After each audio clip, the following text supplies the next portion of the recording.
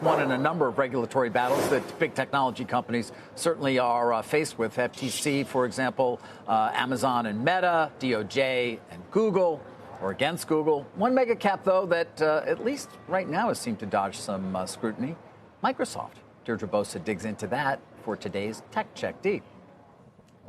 Hey, good morning, David. So that divide you just explained could not be more clear this week. Apple was hit with that giant antitrust lawsuit you guys were just talking about, all while Microsoft seemingly outsmarted regulators by poaching Inflection's top talent without buying the company. Now, CNBC has learned that that deal includes a $650 million licensing fee to Inflection, and that, according to the information, helps provide investors with a modest return on their capital.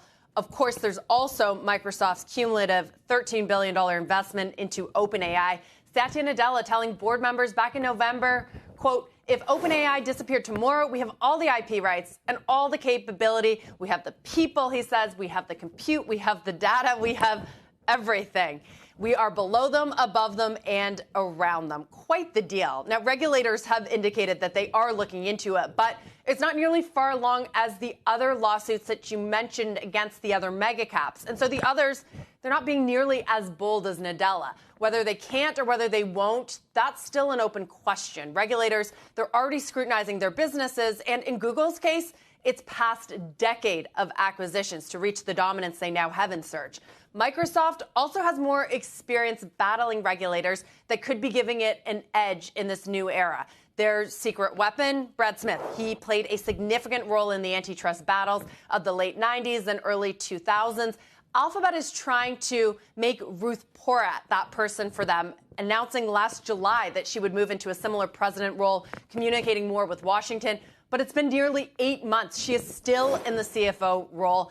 At Apple, that person is yet to emerge. So that'll be interesting to watch. And the stakes are only rising here. Access to the most highly coveted AI technology and talent, that could play a big part in deciding the winners and losers of this AI era. The other piece, guys, that's very interesting, and I wonder if it could come into play, is the Elon Musk of it all. The emails that OpenAI published about a month ago that showed his anxiety about how dominant a force Google was in the early days of Gen AI. If you remember, he was like, maybe there's a less than 1% chance that OpenAI could compete with Google, and it has. So it could go either way. The regulators could look at that and say, okay, capitalism has done its job.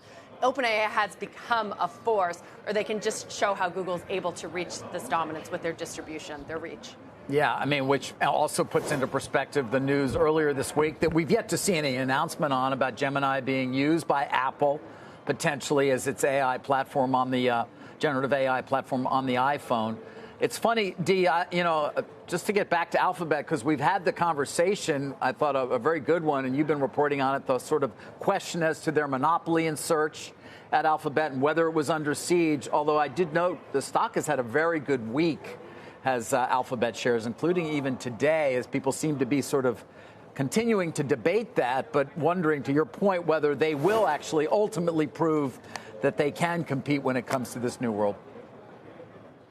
You know, they're doing everything they can. And remember, the week started off with that report that Apple would use Gemini to power some of the AI features on its phone. So, again, this race is so up and down. And at least this week, Alphabet has the advantage because a company like Alphabet or Apple with its installed base could be using Gemini and distributing that. But next week could be very different. I was at GTC this week, David and Sarah, and I was at that talk with the 8 seminal authors on that Transformer paper, which really just set the groundwork for this era of generative AI that we're in. They all came from Google. And they were asked by Jensen Huang himself, why did you leave Google to go start your own companies that are now sort of darlings in the Gen AI space? And they just said, essentially, they didn't ship stuff at Google. And generative AI needs to be tested in the real world. And that is sort of maybe the pain point here. How quickly does Alphabet want to move? How quickly is it willing to disrupt its existing business or not? And that's going to be key going forward. That's a really interesting insight. Deirdre, thank you very much. Deirdre Bosa.